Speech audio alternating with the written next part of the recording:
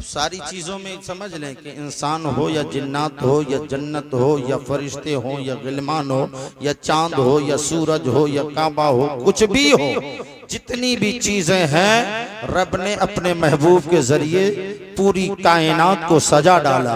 जमी को सजा डाला, आसमां को सजाया, अर्श को सजाया, कुर्सी को सजाया, जन्नत बनाया, सब कुछ बनाया। इस बात को जब बरेली के ताजदार इमाम अहमद रजा खान अलैहि रहमतुर रहमान ने देखा तो पुकार उठे, जमीनो जमा तुम्हारे लिए, मकीनो मकान तुम्हारे लिए, चुनियो चुना तुम्हारे लिए, हम आए यहाँ तुम्हारे लिए या रसूल अल्लाह। बस इतनी दुआ है, उठे भी वहाँ तुम्हारे लिए, उठे भी वहाँ तुम्हारे लिए। अब समझ में आ गई होगी बात, क्लियर हो गया ना कि अल्लाह के नूर से मुस्तफ़ा का नूर, मुस्तफ़ा के नूर से सारी कायनात। अब जितनी चीजें तुम्हें नजर आती हैं वो सब मुस्तफ़ा के नूर से हैं, और जब मुस्तफ़ा का नूर अगर हटा दिया जाए तो कुछ भी नहीं है, कुछ भी नहीं है। इसलिए हम लोग जो है मुस्तफ़ा जाने रहमत सल्लल्लाहु ताला अलैहि वसल्लम की ज़ाते करीमा कि वो तारीख जो पैदाइश की तारीख है, जिसे 12 रबीउल नूर कहते हैं, 12 रबीउल अव्वल की ये शब जो है चल रही है, जिस शब में हम और आप हजरात बैठे हुए हैं। एक बात मैं आप हजरात को बताऊं, इसलिए कि वक्त नहीं है, मैं सोच रहा हूँ थोड़ी टाइम में ज्यादा बात कर दूं और कुछ बातें आप तक पहुंचा दूं, समझ रहे हैं कि इसलिए कि जो है अभी मेरे बाद जो है मुफ्ती रिजवान साहब किबला का भी बयान आप हजरात को समाअत करना है, और कारी इजहार साहब की शायरी भी आप हजरात को समाअत करनी है, और दीगर कुछ लोग और होंगे जिनका आप हजरात को समाअत करना है। इसलिए ज़्यादा देर तक तो नहीं, मगर मैं चाह रहा हूँ जो ज़रूरी बातें हैं कुछ हम तक हम पहुँचा देंगे, और जो कुछ बचा रहेगा मुफ्ती साहब पूरा मुकम्मल करेंगे इंशाअल्लाह। तो आप हजरात जो है कहीं ना इधर उधर टहलिए, आइए हम आप हजरात मिल करके बारगाह रसालत माब सल्लल्लाहु अलैहि वसल्लम में खिराज मोहब्बत पेश करें और बावाज़ बुलंद पढ़ लें, अल्लाहुम्मा सल्ली अला सैयदना सफ़ीना करीमना मौलाना मोहम्मद बारिक सल्लम सलातों व सलामन अलैका या रसूलल्लाह सल्लल्लाहु तआला अलैहि व आलिहि वसल्लम। मोहतरम हज़रात, मैंने कुरान मुक़द्दस की आयत करीमा पढ़ी है जिसे आप हज़रात उलमा के ज़रिए से बराबर समाअत करते रहते हैं। क्या है, क्या है? क़द जाअकुम मिनल्लाहि नूर व किताबुम मुबीन। कुरान कहता है तहक़ीक़ की आ गया अल्लाह के जानिब से नूर और रोशन किताब। कौन? नूर और रोशन किताब। कहाँ से आया? तहक़ीक़, यानी अल्लाह की तहक़ीक़ की, अल्लाह ने तहक़ीक़ किया, यानी अल्लाह ने तख्लीक किया। जब तक रब ने चाहा उसे नूर को अपने पास रखा, और उसके बाद में क्या क्या रब ने अता किया, क्या क्या रब ने अता किया वो महबूब जाने, क्या क्या रब ने अता किया वो महबूब जाने। मगर ऐ लोगों, जब तक रब ने चाहा उस महबूब को रखा, और उसके बाद में तहक़ीक़ किया, और पूरी तहक़ीक़ जब मुकम्मल हुई तो 12 रबीउल नूर को, उस नूर वाले मुस्तफ़ा को आमिना के घर में लाके दिखा दिया, भेज के दिखा दिया। जब तक रब ने चाहा तब तक तहक़ीक़ किया। अब इसकी एक मिसाल मैं समझाने के लिए बता दूं। जैसे मान लीजिए एक मकान बनता है, एक मकान बनता है तो इंजीनियर आता है और ये कहता है ये फला फला मटेरियल को मिला दो और फिर मकान को बनाओ, तो समझते हो कि वो 100 साल तक मकान बिल्डिंग चलेगी। और उसके बाद में थोड़ी सी तरक्की और हो जाती है, थोड़ी सी तरक्की और हो जाती है तो दूसरा इंजीनियर और ज़्यादा टैलेंटेड आता है, और उसके बाद में वो कहता है नहीं यार ऐसा है कि इससे ज़्यादा मुद्दत वाला मैं तरीका बताता हूँ। तो वो इंजीनियरिंग किया और उसने अपने हिसाब से मटेरियल को बताया, और उसके बाद में कहा अब 200 साल इतना इतना मटेरियल मिला के तैयार करोगे ना 200 साल चलेगा।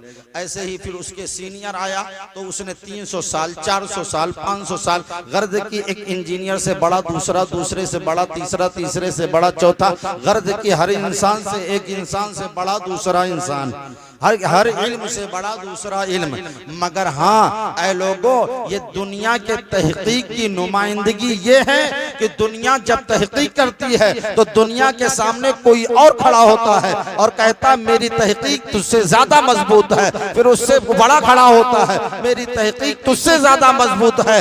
मगर ऐ लोगों, आमिना के लाल की तहकीक किसी दुनियादार ने नहीं किया है, बल्कि महबूबे परवरदिगार ने किया है। और जिसकी तहकीक महबूबे परवरदिगार करता है वही सारे नबियों का इमाम बनता हुआ वही सारे नबियों का इमाम बनता हुआ नजर आता है। तो सारे नबियों के इमाम मोहम्मद रसूलुल्लाह की आमद का महीना है, आमद का महीना है। अब यहाँ पर मैं देख रहा हूँ कि अपन कहीं भी आप इस वक्त जो है कहीं भी निकल जाइए तो हर घर पर एक झंडा नजर आ रहा है, हरा हरा झंडा नजर आ रहा है ना। हर जगह पर जहाँ जहाँ ईमान वाले हैं, मोहम्मद रसूलुल्लाह वाले हैं, वो हर जगह पर कहीं रोडों पर झंडा लगा हुआ है, छतों पर झंडा लगा हुआ है, मस्जिदों में झंडा लगा हुआ है। मैंने कहा कि लोग क्वेश्चन भी कर रहे हैं, भाई ये काहे झंडा लगा रहे हैं, ये काहे झंडा लगा रहे हो। अब एक बात मैं आपको बता दूं, इसलिए कि इश्क की बात है, इश्क की बात है। समाज का एक रीति रिवाज रहा है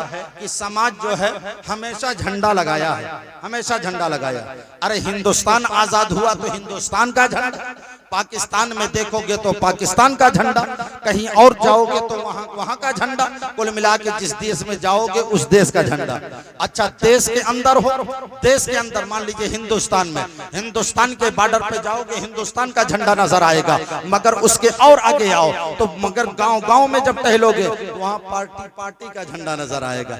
अच्छा कोई बसपाई है तो बसपाई झंडा लगाया है, कोई भाजपाई है तो भाजपाई झंडा लगाया है, कोई कांग्रेसी है तो कांग्रेसी लगाया है, कोई दल का है, दलित का है तो उसका झंडा, कुल मिला के जिस पार्टी का है वो झंडा लगा होता है।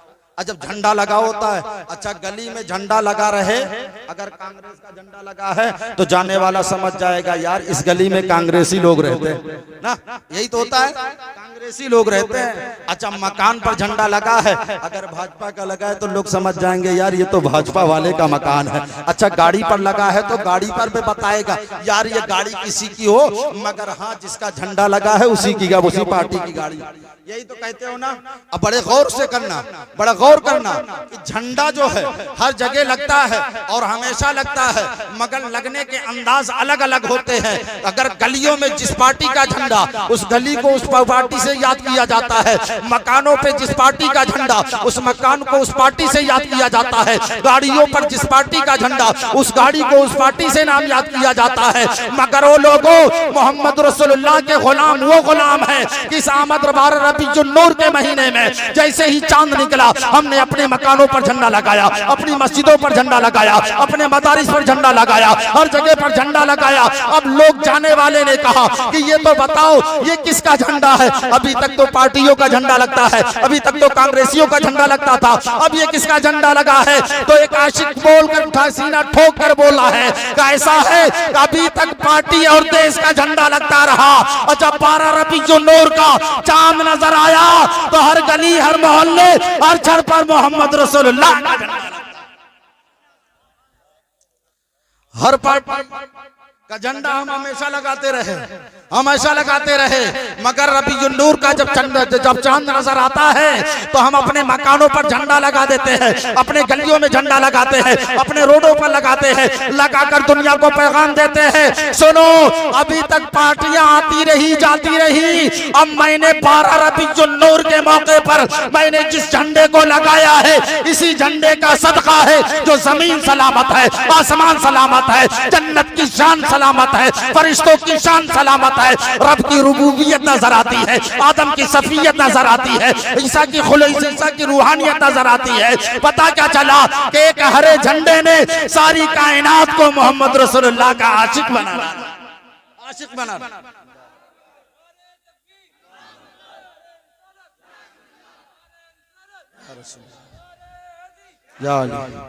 इसलिए जो हजरात अभी तक झंडा नहीं लगाए हो ना, लगा लो। इसलिए मुल्ला अली कारी फरमाते हैं, मुल्ला अली कारी की रिवायत मैंने पढ़ा था तो उन्होंने कहा था कि ऐसा है कि अगर कोई इश्क में पार्टियों का झंडा लगाए तो पार्टियों की तो गारंटी नहीं कि वो पार्टी तुम्हें फायदा दे देगी, मगर इस बात की मैं पूरी गारंटी लेता हूँ जिसने अपने मकान पर मोहम्मद रसूलुल्लाह के नाम का झंडा लगाया है वो मकान कभी गिरने वाला नहीं है, उस मकान में बलाएं नहीं आने वाली है। साल भर के लिए उस मकान को बलाओं से महफूज कर दिया जाता है, बलाओं से महफूज कर दिया जाता है। उस गली में, उस गांव में बलाएं नहीं आया करती है जहां पर मोहम्मद रसूलुल्लाह के नाम के झंडे लहराया करते हैं। तो इसलिए आप लोग बड़े खुशी के साथ में झंडे लगाया करो। अब एक रिवायत में और आपको पेश करूं ताकि आप और क्लियर। अच्छा, एक बात यहीं पर रुक करके इसको भी क्लियर कर देता हूं कि झंडा हम लोग लगाते हैं तो किस रंग का लगाते हैं? हरा रंग। क्यों लगाते हैं? इसलिए मेरे नबी का गुंबद हरा है ना, इसीलिए तो लगाते हैं। मेरे नबी के गुंबद हरा है, तो इसलिए जब हरा हरा नजर आता है ना, जब हरा नजर आता है तो गुंबद की याद दिल में बस जाती है, गुंबद की याद आ जाती है। और यही तो हम चाहते हैं कि जब मेरे दिल दुनिया के तमाम फुसूहात में भटकने लगे तो कोई हरी चीज नजर आती है तो मोहम्मद रसूलुल्लाह की याद आ जाती है। अच्छा, हरे झंडा लगाते हैं और हरा से कुछ लोगों को एतराज है।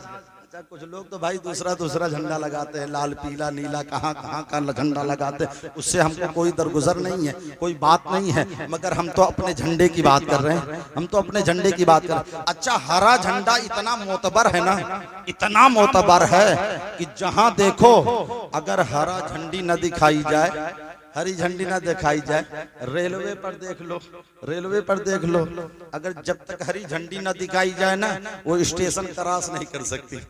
अच्छा, लाल झंडी दिखा करके क्रॉस करा लो तो देखें, क्रॉस करा लेगा कोई नहीं, इसलिए कि सिस्टम रहा है हरा ही झंडी। अच्छा, दुनिया तरक्की की। अच्छा, जो भी इंसान बीमार होता है तो अस्पताल जाता है, और जब अस्पताल जाता है ना तो वहाँ जो सर्जन डॉक्टर होते हैं जो ऑपरेशन करते हैं, तो वहाँ पर भी मैंने देखा, चाहे वो किसी भी समुदाय का डॉक्टर हो, चाहे वो हिंदू हो, क्रिश्चियन हो, कोई भी समुदाय का डॉक्टर हो, अगर डॉक्टरी कोर्स लिया है तो उसको ये बताया जाता है कि ऑपरेशन थिएटर में जाना तो हरा ही कपड़ा पहन कर जाना, नहीं तो वरना ऑपरेशन सक्सेस नहीं होगा। ये साइंस ने भी माना। अच्छा, क्यों ऐसा? अरे भाई, साइंस की तरक्की है, ऑपरेशन तुम करते हो, दवाएं तुम चलाते हो, मगर लिबास क्यों हरा पहनते हो? तो किसी भी समुदाय का हो तो हर डॉक्टर जवाब देगा, काम करना मेरा काम है, शिफा देना हरे झंडे का काम है, हरे रंग का काम है, इसलिए शिफा देना मोहम्मद रसूलुल्लाह की जात से मिलती है। काम करना तो मेरा काम है, हर सर्जन जानता है सर्जरी करना मेरा काम है, टांका लगाना मेरा काम है, उस स्पॉट को निकाल देना मेरा काम है, मगर उसको शिफा याबी की दहलीज पर पहुंचा देना ये रसूलुल्लाह का काम है। अच्छा, अब और आगे देखें। अच्छा, सर्जरी में देखेंगे तो वहां भी हरा। अच्छा, डॉक्टर को देखो, किसी भी समुदाय का हो, वो अपनी क्लिनिक पर हरा ही पर्दा लगाएगा, वो कितना भी कमीना हो, कितना भी बड़ा कमीना हो, कितना भी लूट खसोट करने वाला हो, मगर जो है झंडा तो हरा लगाना पड़ेगा, पर्दा हरा लगाना पड़ेगा। और डॉक्टरों लाल पीला लगा देते तो कहते हैं ऐसा है कि हमारी डॉक्टरी में ये नहीं बताया गया है, डॉक्टरी का मतलब ही यही होता है कि अगर पर्दा हो तो हरा हो, अगर ऑपरेशन थिएटर हो तो उसमें डॉक्टर का लिबास जो है वो हरा हो। अच्छा, यहीं तक नहीं बल्कि जो है स्टेशनों पर जाओ तो वहां पर भी हरी झंडी। अच्छा, उसके बाद में और तरक्की किया, चौराहे पर जब तरक्की हो गई तो उसमें लाइट बत्ती लगा दी गई पॉसिंग वाली। अच्छा, जब पॉसिंग करना हुआ तो उसमें नीली बत्ती यानी हरी बत्ती जलाना पड़ता है। क्यों ऐसा हो रहा है? इसलिए कि दुनिया ये समझ रही है कि जहां पर हरा झंडी है वहीं पर अमन व अमान है, वहीं पर शांति है, वहीं पर सफलता है, वहीं पर कामयाबी है। जहां हरे से दूर हो गए वहीं तुम बर्बाद होते नजर आओगे। तो इसलिए लोगों, हम लोग तो यही पैगाम देते हैं ना कि हरा झंडा लगाओ, इसलिए कि ये हर सबको शिफा पहुंचाता है, आपको भी शिफा पहुंचाएगा, आपको भी शिफा पहुंचाएगा। अच्छा एक बात और यहाँ से रुके कि आज कुछ लोग इतराज करते हैं ये लाइट वगैरह ये कुमकुमे वगैरह जो लगे रहते हैं ना, कुछ लोग कहते हैं यार ये फजूल खर्ची हो रही, ये फजूल खर्ची हो रही। तो लोगों सुनो, ये फजूल खर्चियाँ नहीं हैं, ये फजूल खर्चियाँ नहीं हैं। अरे यार जो भी खर्च हमको मिलता है वो नबी के सदक़े में मिलता है। हमारे बच्चे का बर्थडे होता है, हम खूब खर्चा करते हैं। शादियों में निकाह करना सुन्नत है, डीजे बजाना सुन्नत तो नहीं है ना, लाइट लगाना तो सुन्नत नहीं है ना, मगर तुम्हारी जरूरत के हिसाब से तुम बहुत ज्यादा खर्चा करते हो। शादी का मतलब नहीं कहा, मगर हम तो हजारों हजार खर्च करते हैं, लोग कोई एतराज नहीं करते। मगर नबी की मीलाद पर अगर हम जरा से थोड़ा से सजावटें कर लें, थोड़ा से जो है लाइट कुमकुमे कर लें, तो लोग बड़े परेशान हो जाते हैं। और एक वाकया मैं बताता हूँ ताकि आप हज़रात के जहन में ये बात भी उतर जाए। इसलिए कि एक तारीख में आता है कि मुल्क शाम में एक इंसान था जिसको यहूदी कहा जाता है। वो यहूदी समुदाय का था, मगर जो है वो यहूदी आलिमों में से पाया जाता था। और उसने मुल्क शाम में जो है ये देखा कि रात के सन्नाटे में आसमान से एक सितारा चमका। गौर करना, एक सितारा चमका, और जब सितारा चमका ना तो उसे ऐसे महसूस हो रहा था कि दिन हो गया है, यानी रात का अंधेरा गायब हो गया है। उस सितारे के रोशनी के मद्दे मुकाबिल जब वो रोशनी आई तो जैसे लगता था दिन हो गया, ऐसे उजाले हो गए हैं, अंधेरा गायब हो गया है। वो देख करके परेशान रहा। आलिम तो था यहूदियों का, मगर इतना परेशान हुआ कि यार ऐसा सितारा तो मैंने पूरी लाइफ में नहीं देखा, पूरी जिंदगी में नहीं देखा कि इतना चमक हो कि अंधेरा गायब हो जाए। मगर हाँ, वो सितारा चमकता हुआ गया, जहां जहां गया अंधेरा दूर होता गया, अंधेरा दूर होता गया, उजाला फैलता गया। और यहीं तक नहीं बल्कि दूर तक देखा, जहां तक उसकी नजरें देखी वो देखता रहा, सितारा जाता रहा। तल इम्कान उसकी नजर काम करना बंद की, मगर सितारा चला गया। अब यहाँ पर उसने रुक करके जानते हो क्या किया? सुबह को उठने के बाद में जो नुजूमी होते थे उस जमाने में, नुजूमी वगैरह, उनसे पूछने के लिए गया। और पूछने के लिए गया, कहा भाई ऐसे ऐसे मसले हैं, रात में क्या तुमने सितारा देखा? कहा हाँ मैंने भी सितारा देखा। कुछ लोगों ने कहा मैंने तो नहीं देखा। कहा हाँ एक सितारा निकला था, इतनी चमक थी ना कि जैसे लग रहा था दिन हो गया है, इतनी रोशन आई थी। कहा क्या मतलब, क्या इसको जो है आप लोग विचार करिए कि क्या हो सकता है। तो नुजूमियों ने अपने जो है मंत्र तंत्र से जांचा और जांच परख के कहते हैं, जानते हो क्या कहते हैं? कहते सुनो, जब अल्लाह को किसी अपने खास बंदे को इस जमीन पर भेजना होता है ना, भेजना होता है, तो आसमान पर ऐसे ही सितारे चमकते हैं। बोले सुभान अल्लाह, ऐसे ही सितारे चमकते हैं। गोया कि जब अल्लाह को कोई नबी दुनिया में भेजना मकसद होता है तो आसमान पर एक सितारा चमकता है। वो सितारे के हालात ऐसे होते हैं कि पूरी दुनिया में रोशनी फैल जाती है, हर इंसान का पता चल जाता है, चरिंदों परिंद को पता चल जाता है, जिन्नातों को पता चल जाता है, सबको पता चल जाता है रोशनी फैली है, कोई आने वाला है, रोशनी फैली है, कोई महबूब आने वाला है। अच्छा जब ये बात जो है उनके नुजूमियों ने कहा तो उसने जानते हो क्या कहा? मुल्क शाम के उस यहूदी ने कहा, आलिम ने कहा कि अच्छा तो वो इसका मतलब कोई खास आने वाला? कहा हाँ। तो कहा सुनो ये बताओ कहाँ आएगा वो, कहाँ आएगा? तो कहा ये बताओ सितारा किधर को गया है? कहा मैंने देखा अरब के जानिब गया है, मैंने देखा अरब के जानिब गया है। कहा अच्छा अरब के जानिब गया है? तो कहा बस वहीं अरब में ही आएगा, अरब में आएगा। अब वो इंसान न आओ देखा न ताओ देखा, उसने सोचा यार जब उस सितारे की चमक इतनी है तो सितारा जिसकी चमक ले करके आया, जिसके चमक का ऐलान करने आया, जिसके नूर का ऐलान करने आया, वो कितना चमक वाला होगा, वो कितना रोशनी वाला होगा, वो कितना निराला होगा।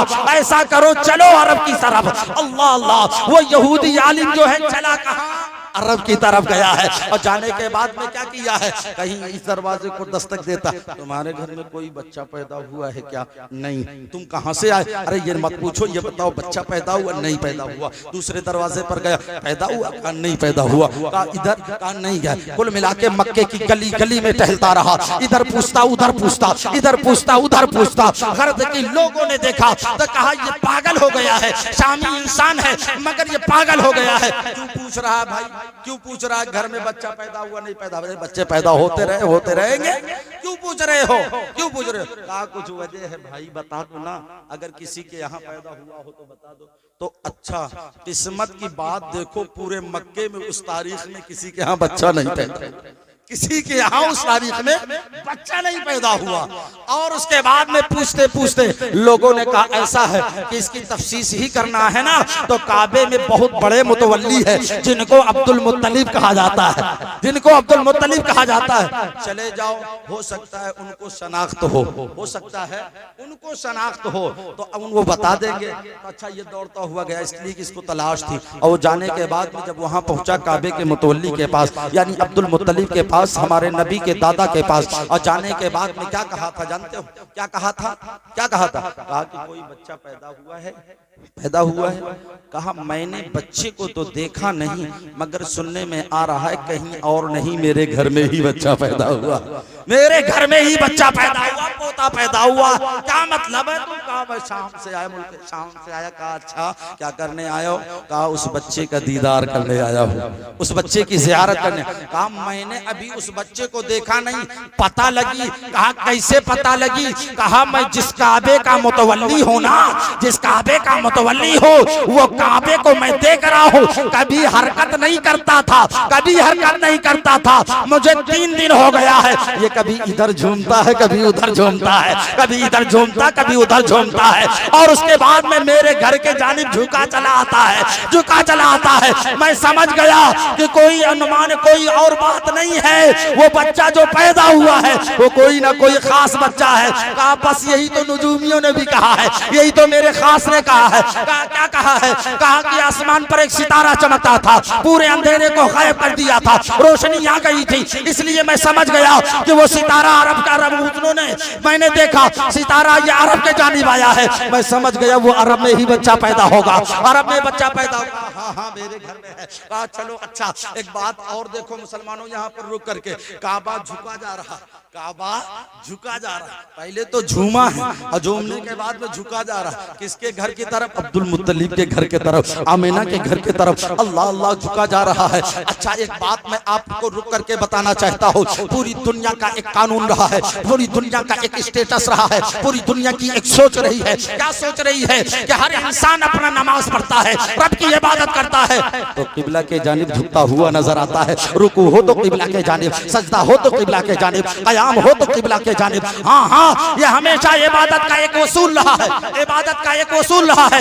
मगर आए लोगों, एक वक्त ऐसा आया कि काबा आमिना के घर की तरफ झुकता हुआ नजर आया, और जब काबा आमिना के घर की तरफ झुकता हुआ नजर आया तो इस बात को दुनिया क्या समझाएगी? बरेली के ताजदार इमाम अहमद रजा खान अलैहि रहमतुर रहमान ने फरमाया था, हाजियो आओ शहंशाह का रोजा देखो, काबा तो देख चुके, काबे का काबा, काबा तो देख चुके, काबे का काबा देखो।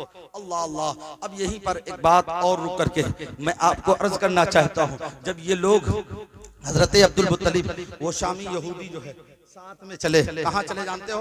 हजरत आमिना के घर के जानिब। बड़े गौर से सुनना मुसलमान, आमिना के घर के जानिब चले, और जब चले तो मकान के करीब पहुंचे, मकान के करीब पहुंचे, और जब मकान के करीब पहुंचे हैं ना, करीब पहुंचे हैं, तो मेरे आका सल्लल्लाहु अलैहि वसल्लम की दादी का नाम भी फातिमा है, याद कर लेना, दादी का नाम भी फातिमा है।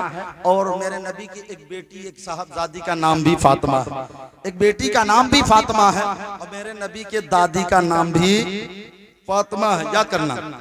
तो मैं यहाँ पर बेटी की बात नहीं कर रहा हूँ, दादी की बात कर रहा हूँ। दादी की हजरत फातिमा ने देखा कि शौहरे नामदार अब्दुल मुत्तलिब आ रहे हैं। जब आ रहे हैं तो करीब गई, कहा क्या बात है? कहा तुमने सुना नहीं कि मेरे घर में जो है एक बच्चा पैदा हुआ है, अंधेरे अंधेरे में चिराग जलाने की जरूरत नहीं है, उस बच्चे के चेहरे से इतनी रोशनी निकलती है तो पूरा घर रोशन ही रोशन नजर आ रहा है। कहा उस बच्चे को मुझे दिखाओ। और जब बच्चे को हजरत अब्दुल मुत्तलिब की गोद में डाला, हजरत डाला, और डालने के बाद में हजरत अब्दुल मुत्तलिब ने देखा तो वो यहूदी शामी ने, जानते क्या कहा था?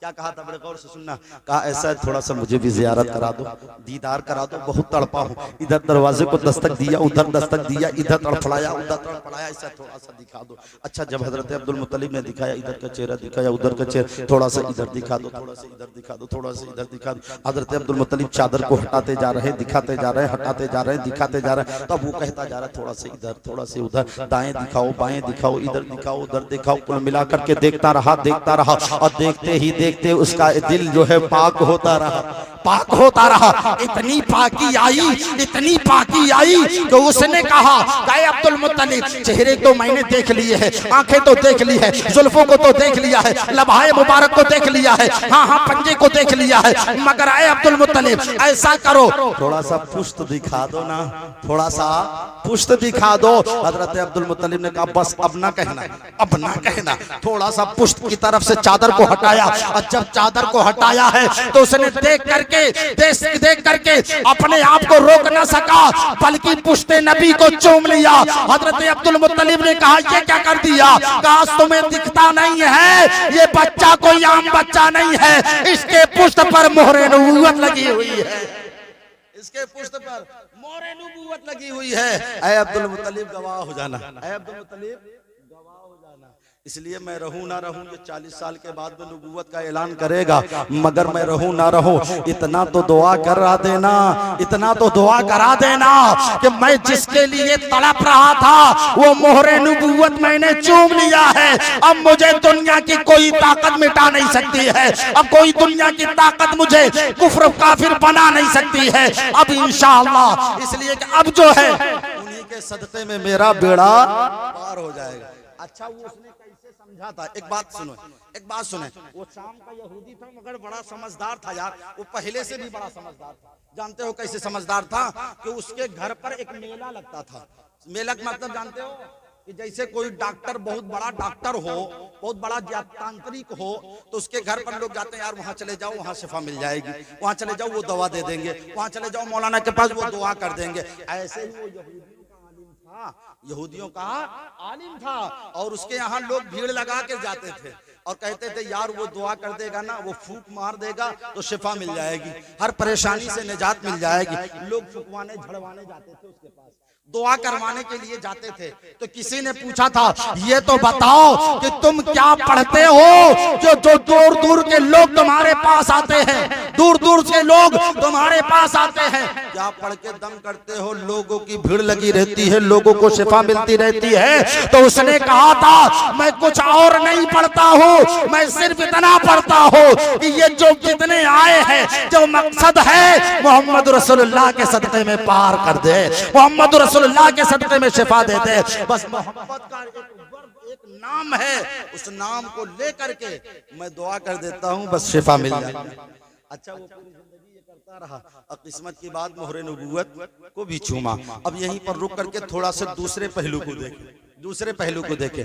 हमारे नबी सल्लल्लाहु ताला अलैहि वसल्लम, इसलिए कि आमिना की भी जात को थोड़ा सा मुलाहिजा करें।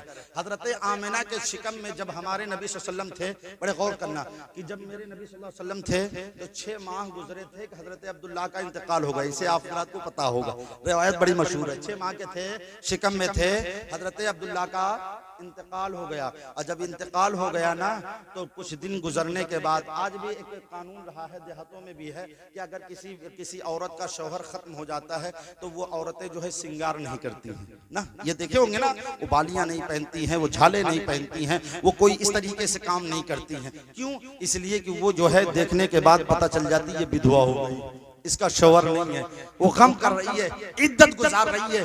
क्यों? क्या वजह है? इसलिए कि जब शौहर का इंतकाल हो जाता है तो औरतें श्रृंगार नहीं किया करती ना। यही तो होता है ना अपने यहाँ, आज भी होता है, आज भी होता है, मगर ऐ लोगों उस वक्त भी ऐसे होता था, ऐसे होता था। तो क्या हुआ कि हजरत अब्दुल मुत्तलिब के पास मक्के की औरतें पहुंच गई।